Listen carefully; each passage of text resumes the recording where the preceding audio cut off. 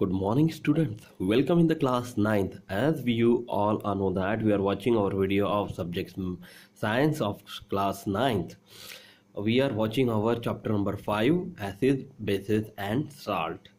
And before that, we have seen some parts of this chapter.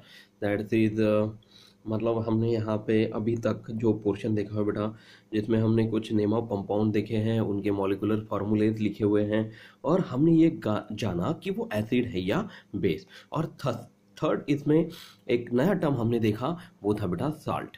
ठीक है, इसके बाद हमने देखा आयोनिक कंपाउंड एंड रिकैपिचुलेशन। फिर हमने देखा डिसोसिएशन ऑफ आयोनिक कंपाउंड्स, और उसके बाद हमने देखा बेटा Arrhenius theory of acid and bases. इसके बाद आपने देखा classification of acid and bases, जिसमें हमने लास्ट वीडियो में strong acid, weak acid, strong base, weak base और अल्कली के बारे में चर्चा की। फिर हमने देखा बेसिसिटी एंड एसिडिटी। इसमें भी जो कंपाउंड्स आप लोग के यहाँ पे दिख रहे हैं, इन सब के नाम हमने जाने और पहचाने। इनके नाम आप लोग को बहुत अच्छे से अभी पता चल गए होंगे स्टूडेंट्स। इसके बाद हम लोगों ने देखा है बेसिसिटी ऑफ एसिड और एसिडिटी ऑफ बेसिस। आज हम लोग जो पोर्शन देखने वाले हैं वो है हमारा next part, concentration of acid and base, जिसमें मैंने आप लोग को ये दो बीकर के बारे में लास्ट वीडियो में थोड़ी सी जानकारी दी थी, जिसमें मैंने आप लोग को सॉल्यूट, सॉल्वेंट और सॉल्यूशन, ये तीन चीज़ों के बारे में इन शॉर्ट आपको जानकारी बताई। आज हम लोग ये सॉल्यूट, सॉल्वेंट और सॉल्यूशन के बारे में ब्रीफ जानकारी देखने वाले हैं। ठीक है, तो देखिए मैं पढ़ के बताता हूँ बेटा। यहाँ पे cut a lemon into 2 equal parts, मतलब एक लेमन है, हम लोग को 2 इक्वल पार्ट्स में कट करने हैं। Take the juice of each part into 2 separate beaker, pour 10 ml of drinking water in 1 beaker and 20 ml in the second. Stir the solution in both the beaker and taste them. जैसे आपको यहाँ पे बताया बेटा कि 2 separate beaker लेने हैं और उसमें एक नींबू के 2 भाग बनाकर दोनों बीकर में डाल देने हैं, समान मात्रा में डाल देने हैं। एक बीकर में 10 ml पानी लेना है, दूसरे बीकर में 20 ml पानी लेना है। फिर stir the solution in both the beaker, इसको हम लोग को घोलना है एंड टेस्ट देम। अब घोलने के बाद क्या होगा, is there any difference in the test of the solution in the 2 beaker, what is the difference. इन दोनों को घोलने के बाद आप लोग को टेस्ट में कुछ बदलाव नज़र आता है क्या? तो ज़रूर कि ये जो 10 ml वाले जो बीकर हैं, जिसमें 10 ml पानी लिया था हमने, उसकी जो टेस्ट होगी वो ज़्यादा खट्टी होगी, और 20 ml पानी वाली जो टेस्ट होगी नींबू के सोल्यूट वाली, वो कम टेस्ट मतलब कम खट्टी होगी। In the above activity the sour taste of the solution is because of the solute lemon juice in them. मतलब ये सोल टेस्ट यानी कि खट्टी टेस्ट क्यों हम लोग को दोनों बीकर में महसूस हो रही है, क्योंकि वो लेमन जूस की वजह से महसूस हो रही है, जिसको हम लोग सोल्यूट कहते हैं बेटा। The quantity of the lemon juice is the same in both the solution. Lemon juice तो दोनों जगह पर सेम ही था, but their taste is different. But फिर भी उनकी टेस्ट अलग क्यों हो गई? उनकी टेस्ट अलग इसलिए हुई कि इनमें जो सॉल्वेंट हमने यूज़ किया हुआ है वाटर, उसकी मात्रा अलग अलग थी। तो the solution in the first beaker is more sour than the one in the second. Why it is so? मतलब ये ऐसा क्यों हुआ कि जो फर्स्ट बीकर वाला जो सॉल्यूशन है, मतलब पानी ये सॉल्वेंट है और लेमन जूस जो है वो सॉल्यूट है, इन दोनों को मिलाने के बाद बनता है बेटा सॉल्यूशन, है ना। तो दोनों बीकर में जो सॉल्यूशन हमने बनाया, उसमें पहला जो बीकर है उसकी टेस्ट होगी ज़्यादा खट्टी, और दूसरा जो सॉल्यूशन है उसकी टेस्ट होगी कम खट्टी। ऐसा क्यों होता है, इसके बारे में हम लोग अभी चर्चा करते हैं। Although the quantity of the solute is the same in both the solution, the quantity of the solvent is different। मतलब इसमें ये बताया गया है कि भले ही सॉल्यूट की जो मात्रा है वो समान है, दोनों में आधा आधा नींबू की मात्रा समान है, परंतु इसमें सॉल्वेंट जो है वो अलग अलग है। तो ratio of the quantity of the solute to the quantity of the resulting solution is different. मतलब इसकी जो मात्रा होगी, जिसे हम लोग अनुपात कहते हैं बेटा, वो अनुपात यानी कि सोल्यूट और सॉल्यूशन की मात्रा से मैच होनी ज़रूरी होती है। यदि ये मात्रा कम ज़्यादा हो तो सॉल्यूशन की टेस्ट वो भी अलग अलग लगेगी। तो ratio of the quantity of the solute to the quantity of the resulting solution is different. This ratio, इसी अनुपात को हम लोग this ratio is larger for the solution in the first beaker and therefore that solution taste more sour. मतलब यदि हम लोग इन दोनों रेशियो की बारे में चर्चा करें तो पहले बीकर वाली जो रेशियो है सोल्यूट और सॉल्यूशन की, और दूसरे बीकर वाली जो रेशियो है सोल्यूट और सॉल्यूशन की, ये दोनों में ज़्यादा रेशियो बनता है पहले बीकर का रेशियो जो है वो ज़्यादा मात्रा में बनेगा, इसलिए वो ज़्यादा खट्टा होगा, और दूसरा बीकर का जो रेशियो है वो कम निकलता है, इसलिए इसका जो रेशियो होगा वो कम होगा, इसलिए ये कम खट्टा होगा।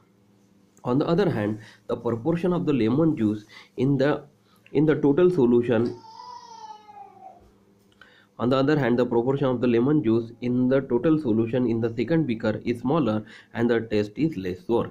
इसी वजह से यदि हम लोग दूसरे बीकर की बात करें तो इसमें लेमन जूस का यदि प्रोपोर्शन टोटल सॉल्यूशन से इसके रेशियो में अलग है, इस वजह से वो इसकी मात्रा कम हो जाती है, उस वजह से इसकी टेस्ट जो है वो लेस सोर मतलब कम खट्टी होती है। The test of food stuff depends upon the nature of the taste giving ingredient and its proportion in the food stuff. यानी कि खाद्य पदार्थों का स्वाद, उनमें स्वाद निर्माण करने वाला घटक पदार्थ कौन सा है तथा उसका अनुपात कितना है, यह उस पदार्थ के ऊपर निर्भर करता है। ठीक है। Similarly, all the properties of the solution depends on the nature of the solute and the solvent and also on the proportion of the solute in the solution। मतलब इसकी सॉल्यूशन की प्रॉपर्टी किसके ऊपर डिपेंड करती है बेटा? वो solute के नेचर के ऊपर और सॉल्वेंट के नेचर के ऊपर डिपेंड करती है, तथा सॉल्यूट का सॉल्यूशन में कितना प्रोपोर्शन है इसके आधार पर भी वो प्रॉपर्टी डिपेंड करती है। तो the proportion of a solute in a solution is called the concentration of the solute in the solution. मतलब सॉल्यूशन, जैसे कि यहाँ पे नमक पानी का जो सॉल्यूशन हमने बनाया हुआ है उसमें सोल्यूट क्या है? हमारा नींबू है ना, नींबू का जूस। तो इस प्रोपोर्शन को हम लोग कॉन्सेंट्रेशन ऑफ सोल्यूट कहेंगे। मतलब जितना सोल्यूट इस सॉल्यूशन में मात्रा में ज़्यादा होगा उसको हम लोग कॉन्सेंट्रेटेड सॉल्यूशन कहेंगे, और वही यदि हमने इसके साथ सॉल्यूशन में यदि हमने पानी की मात्रा बढ़ा दी तो उसको हम लोग डाइल्यूट सॉल्यूशन कहेंगे। मतलब कॉन्सेंट्रेटेड सॉल्यूशन में हम लोगों को सॉल्यूट की मात्रा ज़्यादा होना ज़रूरी माना जाता है, साथ साथ उसमें सॉल्वेंट भी कम मात्रा में होना आवश्यक होता है। उसी तरह यदि डाइल्यूट सॉल्यूशन की अगर हम लोग बात करते हैं, देखिए यहाँ पे मैं अंडरलाइन करके बता रहा हूँ, ये डाइल्यूट सॉल्यूशन है, और दूसरा है हम लोग देखेंगे बेटा कॉन्सेंट्रेटेड सॉल्यूशन। ये दोनों चीज़ें अलग अलग हैं। कॉन्सेंट्रेटेड जिसमें वो स्ट्रॉन्ग होता है, जिसमें सोल्यूट की मात्रा कम होती है और सॉल्वेंट की भी मात्रा कम होती है। उसी तरह डाइल्यूट सॉल्यूशन में सोल्यूट भी कम होता है और सॉल्वेंट की मात्रा, सोल्यूट और सॉल्वेंट दोनों की मात्रा ज़्यादा होती है, उसको हम लोग डाइल्यूट सॉल्यूशन कहते हैं। तो when the concentration of the solute in a solution is high, it is concentrated solution, while the solution is called a dilute solution when the concentration of solute is low। इसमें यह बताया गया है कि यदि सोल्यूट की मात्रा कम हो, ठीक है, तो वो डाइल्यूट सॉल्यूशन होगा, और यदि सोल्यूट की मात्रा ज़्यादा हो तो वो कॉन्सेंट्रेटेड सॉल्यूशन होगा। तो ये दो अलग अलग प्रकार के सॉल्यूशन हम लोग ने देखे, और बहुत इंपॉर्टेंट ये पार्ट है बेटा, कॉन्सेंट्रेटेड और डाइल्यूट सॉल्यूशन के बारे में आपको यहाँ पे जानकारी बताई गई है। अब हम लोग देखेंगे several units are used to express the concentration of solution. मतलब किसी भी सॉल्यूशन का कॉन्सेंट्रेशन ज्ञात करने के लिए बहुत सारे यूनिट्स हम लोग यूज़ करते हैं, इकाई हम लोग ज्ञात करते हैं। मतलब विलयन की सांद्रता व्यक्त करने के लिए बहुत सारी इकाइयों का उपयोग किया जाता है। तो 2 ऑफ दीज यूनिट्स मतलब आर यूज मोर फ्रिक्वेंटली, और इनमें बहुत सारी इकाइयों में कोई भी 2 यूनिट्स आप लोग को यहाँ पे नेक्स्ट पेज में टेबल में बताई गई है बेटा। The first unit is the mass of a solute in a gram dissolve in 1 litre of the solution, that is called as gram per litre. इसमें हमारा फर्स्ट यूनिट वो होता है कि जिसमें जो द्रव्यमान है सोल्यूट का वो ग्राम में लिया जाता है, और ग्राम में सोल्यूट लेने के बाद वो किसी लीटर वाले सॉल्यूशन में उसको डिसॉल्व किया जाता है बेटा। मतलब dissolve in 1 litre of the solution, उसको हम लोग ग्राम पर लीटर कहते हैं, जो एक प्रकार का एक इकाई है, एक यूनिट है, जो कि हम लोग किसी भी कॉन्सेंट्रेशन ऑफ सॉल्यूशन को कैलकुलेट करने के लिए यूज करते हैं। सेकंड यूनिट आप लोग को बताया गया है कि the second unit is the number of mole of the solute dissolve in 1 litre of the solution. अब देखिए बेटा कि दूसरा यूनिट ये होता है कि जिसमें कितने सोल्यूट की जो मात्रा है वो नंबर ऑफ मोल्स में कैलकुलेट की जाती है। समझ में आ रहा मैं क्या बोल रहा हूँ? देखिए ग्राम पर लीटर वाला तो हम लोग देखते ही हैं, आप लोग को पता है first unit of mass of solute, मतलब मान लीजिए कि मैंने 50 ग्राम शक्कर ली है और वो 1 लीटर पानी में घोल दी, तो ग्राम पर लीटर हम लोग उसका यूनिट आसानी से कैलकुलेट कर लेंगे, है ना। परंतु दूसरा जो यूनिट है वो मोल में कैलकुलेट होने वाला है। वो उसके लिए कैलकुलेट करने के लिए हमको कौन कौन सी सामग्री की जरूरत है? उसका मॉलिक्यूलर मास और उसका मॉलिक्यूलर फार्मूला, ये दोनों चीज़ों की अगर हम बहुत ज़्यादा हम लोग को ज़रूरत है, इसके आधार पर हम लोग उस कंपाउंड की मोलरिटी यानी कि मोल कैलकुलेट कर सकते हैं। देखिए the second unit is the number of mole of the solute dissolve in 1 litre of the solution. मतलब 1 लीटर सोल्यूशन में ही, या फिर 1 लीटर हो सकता है, 2 लीटर हो सकता है, 3 भी लीटर हो सकता है, उसमें नंबर ऑफ मोल्स कितने हैं सोल्यूट के, उसके आधार पर उसकी मोलरिटी डिपेंड करती है। तो this is also called the molarity of the solution. समझ में आ रहा बेटा आप लोग को? मोलरिटी की अगर डेफिनेशन पूछी जाएगी तो आप लोग बता सकेंगे। इसकी डेफिनेशन क्या होगी? The number of moles in a solute dissolve in 1 litre of the solution called as molarity of that solution. The molarity of a solute is indicated by writing its molecular formula inside a square bracket. जैसे किसी भी compound किसी भी solute का हम लोग को molarity define करना है, तो वो कैसे डिफाइन करेंगे बेटा? बहुत सिंपल है, उस कंपाउंड का हम लोग को मॉलिक्यूलर फार्मूला लिखना है, वो भी स्क्वायर ब्रैकेट के अंदर लिखना है। ठीक है, जैसे यहाँ पे एक कंपाउंड है NaCl, उसका मॉलिक्यूलर फार्मूला स्क्वायर ब्रैकेट के अंदर लिखा हुआ है इज इक्वल टू 1 लिखा हुआ है। ये 1 क्या है बेटा? मोलरिटी है। Means the molarity of the solution of a common salt is 1 m, that is 1 molar. NaCl यानी क्या होता है? कॉमन साल्ट, यानी कि हमारे घर में यूज़ किया जाने वाला नमक। उसका यदि हम लोग को मॉलिक्यूलर फार्मूला पता है तो हम लोग उसकी मोलरिटी आसानी से कैलकुलेट कर सकते हैं, जो कि हम लोग को मिलेगी बेटा 1 m यानी कि 1 मोलर। ये किस तरह से कैलकुलेट की है? देखिए आपको अगले पेज में टेबल द्वारा बताया गया बेटा।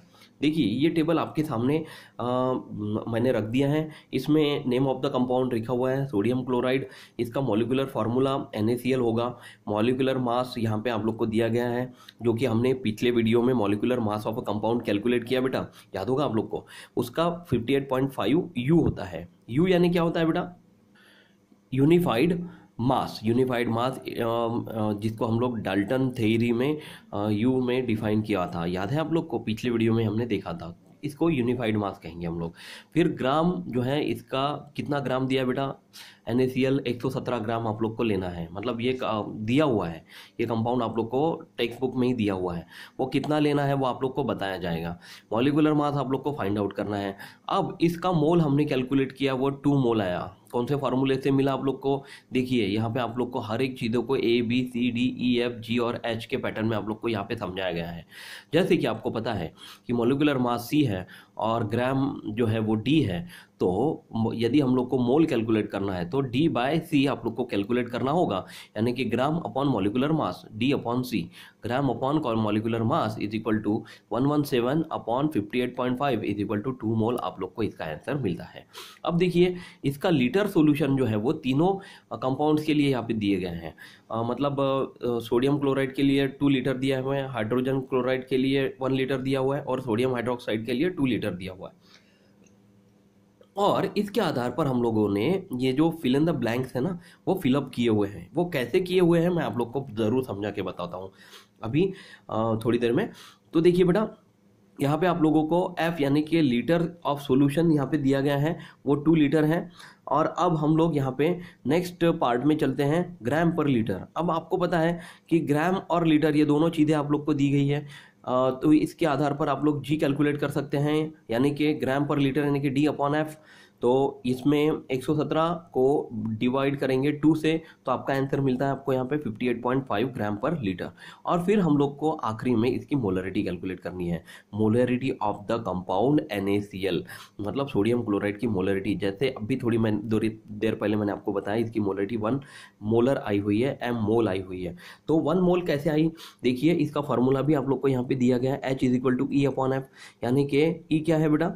यहाँ पे 2 मोल है, और F क्या है? 2 लीटर है। तो मोल अपॉन लीटर, तो 2/2 इज इक्वल टू 1m, आपको इसका फार्मूला मिलता है। फिर दूसरा कंपाउंड है बेटा, मॉलिकुलर फार्मूला HCl और NaOH, इनका आप लोग को नेम लिखना है। तो HCl का नाम होता है हाइड्रोजन क्लोराइड और NaOH का नाम होता है बेटा सोडियम हाइड्रोक्साइड। इसके आधार पर ये बाकी के ये जो बॉक्स है ना, जो फिल इन द ब्लैंक्स यहाँ पे दिए गए थे, इनको मैंने फिलअप किया हुआ है। वो कैसे फिलअप किया हुआ है मैं आप लोग को बताता हूँ। तो देखिए स्टूडेंट्स, हम लोगों ने चैप्टर 5 का नाम यहाँ पे लिख लिया है एसिड, बेसिस एंड साल्ट, और आप लोग को अपनी पक्की कॉपी में इसको इसी तरह से लिख लेना है। इसमें फर्स्ट ये जो टेबल दिया हुआ है वो मैंने यहाँ पे स्टार्ट किया, complete the following table of concentration of various aqueous solution. इसमें देखिए बेटा, ये जो टेबल है मैंने इस तरह से थोड़ा आड़े में बनाया हुआ है। आप लोग देख पा रहे हैं इसको किस तरह से मैंने बनाया। ये देखिए सोल्यूट मैंने लिखा हुआ है, फिर क्वांटिटी ऑफ सोल्यूट, फिर वॉल्यूम ऑफ सॉल्यूशन और कंसंट्रेशन ऑफ सॉल्यूशन, ABCDEFGH, इस तरह से हम लोगों ने फार्मूले लिख लिए। एज इट इज आपको लिखना है, जैसे का आप लोग को टेक्स्ट बुक में दिया है उसी तरह से लिखना है बेटा। और फिर आप लोग नेम ऑफ द कंपाउंड्स, यहाँ पे मैंने तीनों नेम ऑफ द कंपाउंड्स लिखे हुए हैं। और पहला कंपाउंड जो कि अभी मैंने आप लोग को समझा के बताया वो था, दूसरा कंपाउंड है बेटा हाइड्रोजन क्लोराइड और तीसरा है सोडियम हाइड्रोक्साइड, जिसमें मैंने यहाँ पे मॉलिकुलर मास कैलकुलेट किया है 36.5 ऑफ हाइड्रोजन क्लोराइड, और सोडियम हाइड्रोक्साइड का मॉलिकुलर मास मैंने कैलकुलेट किया है 40U, यानी कि 40 यूनिफाइड मास। फिर हम लोगों को यहाँ पे बेटा ग्राम दिया गया था 3.65 ग्राम। इसके आधार पर आप लोग क्या मोल कैलकुलेट कर सकते हैं, बहुत मतलब आसानी से कैलकुलेट कर सकते हैं। ये सब कैलकुलेशन मैंने सेपरेटली करके बताए हैं। देखिए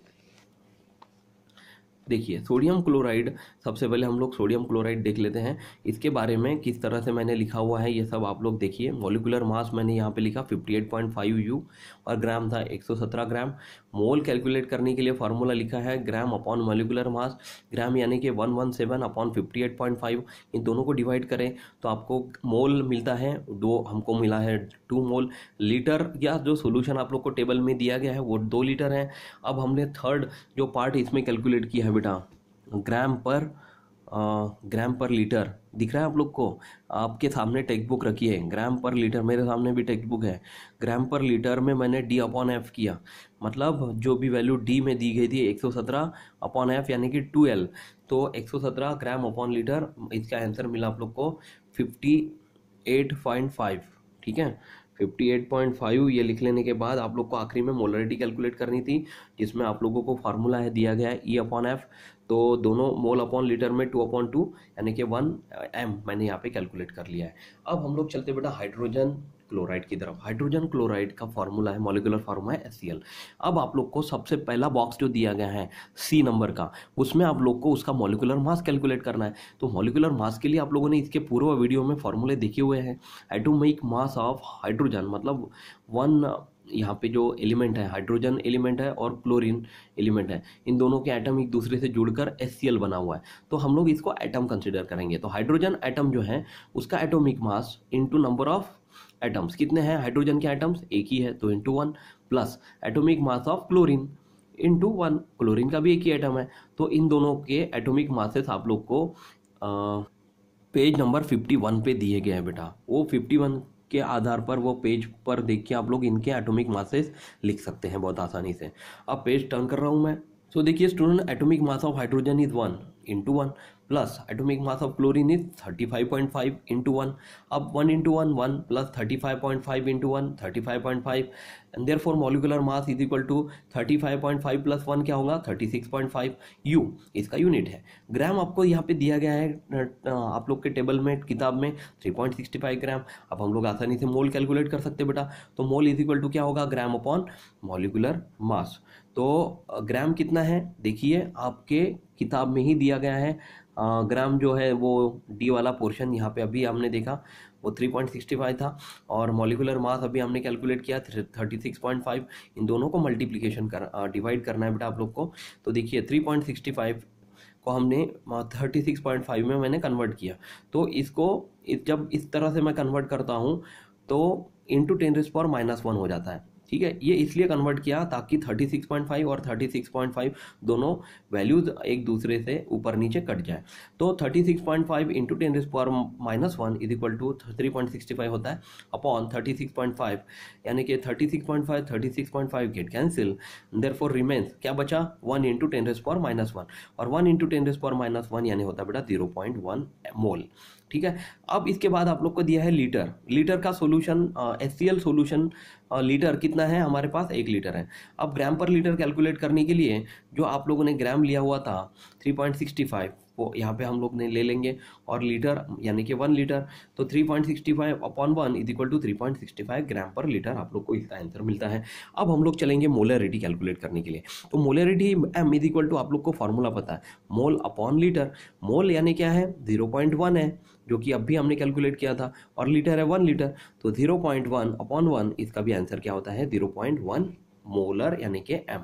अब हम लोग चलते हैं हमारे लास्ट थर्ड पार्ट की तरफ। थर्ड में आप लोग को दिया बेटा molecular formula of sodium hydroxide, मतलब आप लोग को इस कंपाउंड का नाम लिखना था, मैंने यहाँ पे लिखा हुआ है सोडियम हाइड्रोक्साइड। अब देखिए मॉलिक्यूलर मास कैलकुलेट करना है हम लोग को। मॉलिक्यूलर मास कैलकुलेट करने के लिए वही सेम फार्मूला आप लोग को यूज़ करना है, atomic mass of sodium into number of atoms कितने हैं सोडियम के, एक ही है, ऑक्सीजन का भी एक ही है और हाइड्रोजन का भी एक ही है, जो कि आप लोग को यहाँ पे नहीं दिख रहा है लेकिन आप लोग को 1 कंसिडर करना है। तो atomic mass of sodium into 1 plus atomic mass of oxygen into 1 plus atomic mass of hydrogen into 1। अब पेज नंबर 51 पे आप लोग को दिया था वैसे एटॉमिक मासेस मैंने यहाँ पे लिख ली है। सोडियम का एटॉमिक मास है 23 इंटू 1 प्लस ब्रैकेट में एटॉमिक मास ऑफ ऑक्सीजन है 16 इंटू 1 प्लस ब्रैकेट में एटॉमिक मास ऑफ हाइड्रोजन है इंटू 1। तो 23 into 1 23 plus 16 into 1 16 plus 1 into 1 is 1, तो 23 प्लस 16 होता है 39 plus 1 is 40 u unified mass. तो आपको molecular mass of sodium hydroxide मिल गया है 40 यू।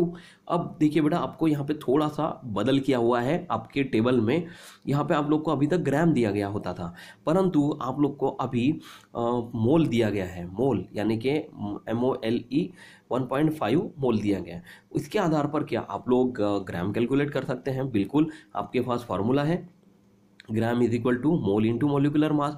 अब आप देखिए बहुत आसान है, मोल कितना है 1.5 और मोलिकुलर मास अभी जो कैलकुलेट किया था वो है 40 बेटा, तो 1.5 इंटू 40 इज इक्वल टू क्या होता है 6.0 ग्राम। तो लीटर इज 2 लीटर। अब इसके बाद आप लोग को इसकी मोलरिटी आखिरी में कैलकुलेट करनी है, तो इसके पूर्व हम लोग ग्राम पर लीटर कैलकुलेट कर लेते हैं। लीटर कितना दिया आप लोग को 2 लीटर दिया गया है सोडियम हाइड्रोक्साइड, तो ग्राम कितना था हमारा, देखिए ग्राम यहाँ पे हमने कैलकुलेट किया है 6 ग्राम, तो ग्राम अपॉन लीटर यानी कि 6 अपॉन 2 इज इक्वल टू 6 को 2 से भाग देंगे तो हमारा उत्तर आता है 3 ग्राम पर लीटर। अब आखिरी में हम लोग को मोलरिटी कैलकुलेट करनी है, वो है m is equal to mole upon litre. अब जैसे कि आप लोग को पता है मोल आप लोग को यहाँ पे दिया गया था टेबल में, वो जैसे कि वैसे मैंने यहाँ पे लिख लिया है 1.5 अपॉन लीटर कितना था 2 लीटर सोडियम हाइड्रोक्साइड था, तो 1.5 को 2 से डिवाइड करेंगे तो आपको यहाँ पे आंसर कितना मिलता है 0.75 मोलर।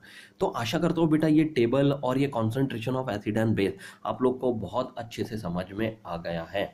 फिर भी आप लोग ये जो पोर्शन मैंने आप लिखकर आप लोग को समझा के बताया है, या आपको आपकी पक्की कॉपी में लिख कर रखना है ताकि आप लोग इसको करके देखें तो आप लोग को समझने में ज़्यादा प्रॉब्लम ना हो और आसानी से आप लोग को समझ में आ जाए।